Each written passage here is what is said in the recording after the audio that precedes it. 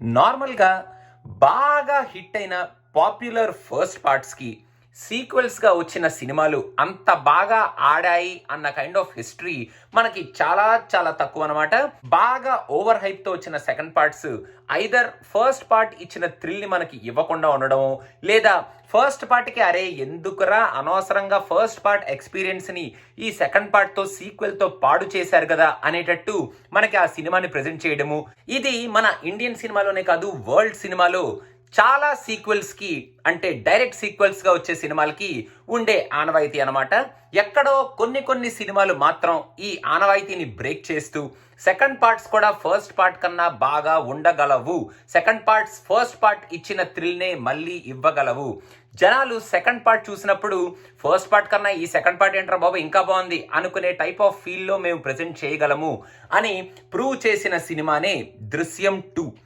దృశ్యం 1 ఎలాగో హిట్ అయిపోయింది కదా, దృశ్యం 1 ఆల్రెడీ జనాలందరూ పిచ్చగా ఎంజాయ్ చేశారు కదా, దృశ్యం 2ని చూసేస్తారులే, దృశ్యం 2లో మనం ఎలాంటి ట్విస్టులు పెట్టినా ఓకేలే నడిచిపోతుందిలే, దృశ్యం 2లో మనం లాస్ట్కి ఎలాంటి క్లైమాక్స్ ఇచ్చినా కూడా జనాలు ఎంజాయ్ చేసేస్తారులే అని గ్రాంటెడ్గా తీసుకోకుండా ఆడియన్స్ని ట్విస్ట్స్ అండ్ టర్న్స్ని కూడా ఇదిగో ఎక్కడోటి పడే ఇది ఇంటర్వెల్ బ్యాంగ్, ఎక్కడోటి పడే ఇదిగో అక్కడో ట్విస్ట్ వేసుకో అనేటట్టు ఎక్కడ పడితే అక్కడ ఇష్టం వచ్చినట్టు ట్విస్ట్స్ అండ్ టర్న్స్ పెట్టకుండా స్టోరీలో ఇన్వాల్వ్ అయ్యే ట్విస్ట్స్ అండ్ టర్న్స్ని, స్టోరీలో ఇన్వాల్వ్ అయ్యే క్యారెక్టర్స్ని, ఫస్ట్ పార్ట్ తర్వాత వచ్చే ఆఫ్టర్ ఎఫెక్ట్స్ని చాలా క్లియర్గా లేయరింగ్ చేసుకుంటూ లేఅవుట్ చేసుకుంటూ స్క్రీన్ ప్లే ద్వారా వాళ్ళు చెప్పాలనుకుంటున్న ట్విస్ట్స్ అండ్ టర్న్స్ని చాలా ఇంట్రెస్టింగ్గా మన ముందుకి చాలా రియలిస్టిక్గా చాలా పాసిబుల్ వేలో మనకి ప్రజెంట్ చేశారనమాట. దృశ్యం 1 చూసినప్పుడు అబ్బా ఇలా కూడా జరుగుతుంది ఏంట్రా ఆహా అబ్బా అన్న కైండ్ ఆఫ్ ఫీలింగ్ మనకి ఏ సీన్లోనూ రాదు. అలాగే దృశ్యం 2 చూసేటప్పుడు కూడా అబ్బా చా అవునా అన్న కైండ్ ఆఫ్ ఫీలింగ్ మనకి ఎక్కడ రాదు. ఎందుకంటే ఆ స్క్రీన్ ప్లే అలా ఉంటుంది, ఆ స్టోరీ టెల్లింగ్ అలా ఉంటుంది, మనం చూసే ట్విస్ట్స్ అండ్ టర్న్స్ అలా చాలా న్యాచురల్గా ఆ స్టోరీలో ఫ్లో అయిపోతూ ఉంటాయి. కాబట్టి నేను మా సినిమా పిక్చర్ రివ్యూస్లో ఎప్పుడు స్టోరీని చెప్పలేదు, స్పాయిలర్స్ని ఇవ్వలేదు. కాబట్టి ఇప్పుడు కూడా నేను స్టోరీని స్పాయిలర్స్ని ఇవ్వను.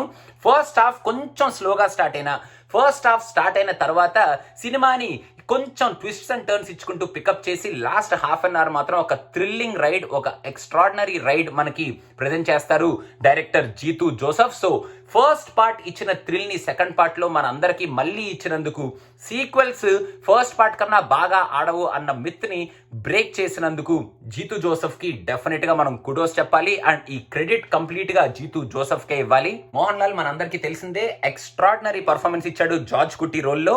మనలో ఎంతమంది మలయాళంలో దృశ్యం 1 చూసారో లేదో తెలియదు, కానీ నేను యాక్చువల్గా మన వెంకీ మామ యాక్ట్ చేసిన దృశ్యం చూశాను, అండ్ కమల్ హాసన్ యాక్ట్ చేసిన దృశ్యం చూశాను, and also Ajay Devgan act చేసిన దృశ్యం చూశాను. కానీ దృశ్యం 2 మలయాళం వర్షన్ మన మోహన్ లాల్ వర్షన్ చూసిన తర్వాత అరే దృశ్యం 1 ఖచ్చితంగా మోహన్ లాల్ వర్షన్ చూడాలి కదా అనిపించే టైప్ ఆఫ్ పర్ఫార్మెన్స్ ఇచ్చాడనమాట మోహన్ లాల్. జార్జ్ కుట్టి రోల్లో జీవించాడు అని చెప్పాలి.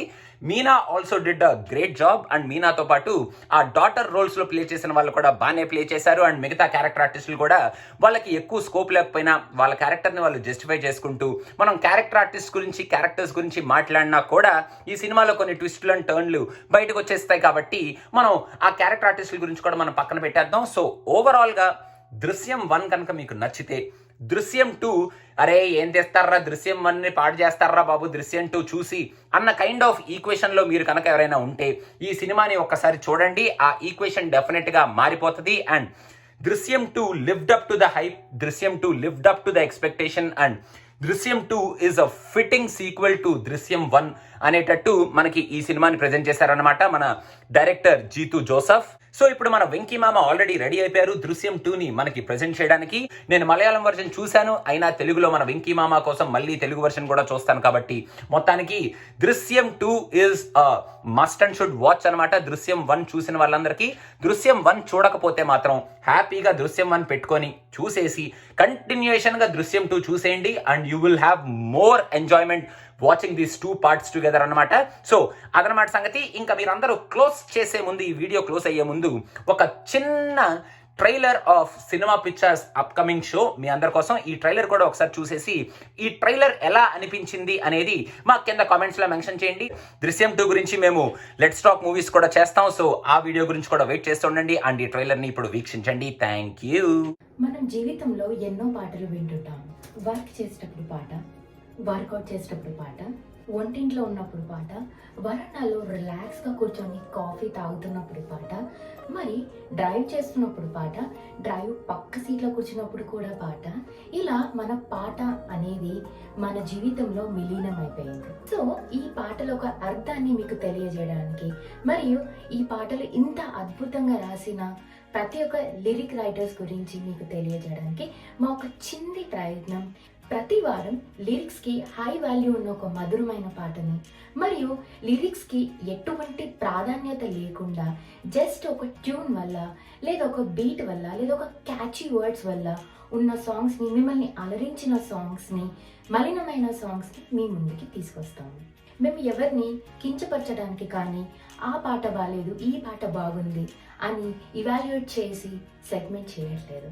మన పాట యొక్క గొప్పతనం గురించి, మరియు లిరిక్స్ రాసిన లిరిక్ రైటర్ పడ్డ కృషి గురించి ఒక్కసారి మీ అందరికీ గుర్తు చేయడం అనేది మా చిరు ప్రయత్నం.